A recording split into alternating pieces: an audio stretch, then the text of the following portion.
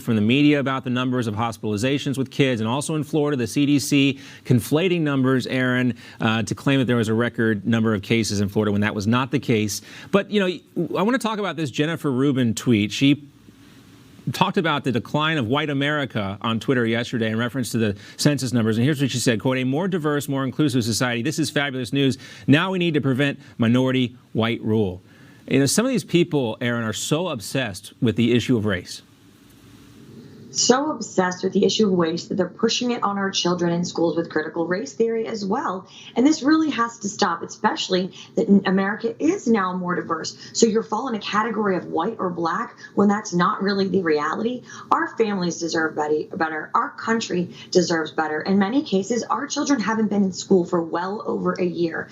They need to learn basic life skills, math, science, reading. Instead, we're allowing fake science and politically motivated data to rule the world here. And what we really need is fact-based data that allows our children to get back in schools without masks to learn the core subjects that will make them better adults and better Americans and better people in society. And enough with the MSNBCs telling us that we're all such bad, deplorable Neanderthal thinkers. We know this isn't true, and the mainstream media is basically just a Democrat super PAC, and we have to realize we got to gather our own data and our own information, and Newsmax is a great start for that. Thank you for that plug, Erin. We always appreciate those plugs. Matthew, when you look at the kind of, I guess, the condescension from the mainstream media. At the same time, we see Nancy Pelosi, the Speaker of the House, calling for raises for congressional staff members. They want to set the ceiling now at $200,000 for the highest paid staffers. That's a lot of money,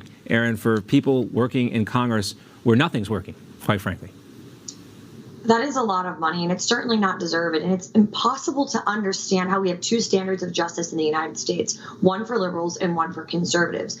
Our feet are held to the fire for every single thing that we do. And if you go back to Rand Paul for a second, by the way, instead of Nancy Pelosi, who we see on the screen, Rand Paul is also a doctor. He may have some insight that says, hey, buy what you know. That's what they tell you about the stock market. Buy what you know. He knows medicine. He knows pharmaceutical industry. Why wouldn't he buy that stock? But when people like Nancy Pelosi do it, she's brushed off, and CNN just nods in unison that she's completely in the right. And this really does have to stop. We need to see some bipartisan support for transparency and honesty, but unfortunately, we know that that's just not going to happen with how divisive the world seems to be these days. Well, Matthew is working on some stories. He continues to take a close look at Dems who are still using Act Blue, and maybe they shouldn't be using that. Matthew's reporting at the Washington Free Beacon. First got Andrew Cuomo kicked off Act Blue, and tell us what's the update, Matthew. Year-old Democratic nominee for state legislature from the platform because he circulated revenge porn when he was 12 years old, I think.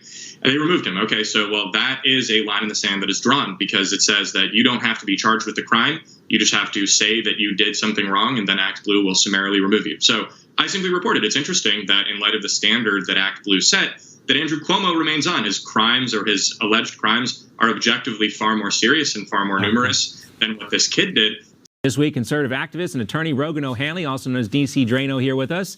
He's quite a meme smith. Turning Point USA contributor, lawyer, and Republican strategist Erin Elmore has her own couture memes every week. Not all of us can afford a memester for ourselves like Erin can. And Matthew Foldy, true minion from the Washington Free Beacon, knows the meme world quite well as well. All right, Erin, let's go to you first. Ladies first with your memes. Here you go.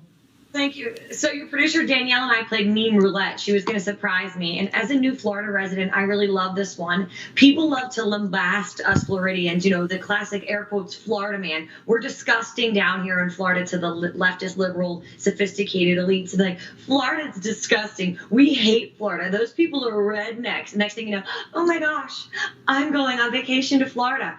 And as Kamala Harris says, I say to all the Democrats I know up north, do not come. Yes. Do not come. Gretchen. We want to keep Florida America. Gretchen Whitmer, one of those who came to Florida for a visit. We got 3 Floridians on the panel here. We're going to try to recruit Matthew down. And by the way, Rogan and Erin and I, we're going to have a tropical storm party maybe later this weekend. I'm just kidding, of course. Let's be a sophisticated. Where to get my gas. Yes, it will be sophisticated. That's very important. Any parties from here on out must be sophisticated. All right. In it, except to help people. They don't have a profit incentive for more people getting vaccinated, unlike a lot of our politicians and quote unquote medical professionals. Aaron, Matt, Rogan, we appreciate it. Always fun on Meme Team. Thanks so much, guys. Your memes will get us through the Delta variant. We will try. We will try. Sometimes all you can do is laugh.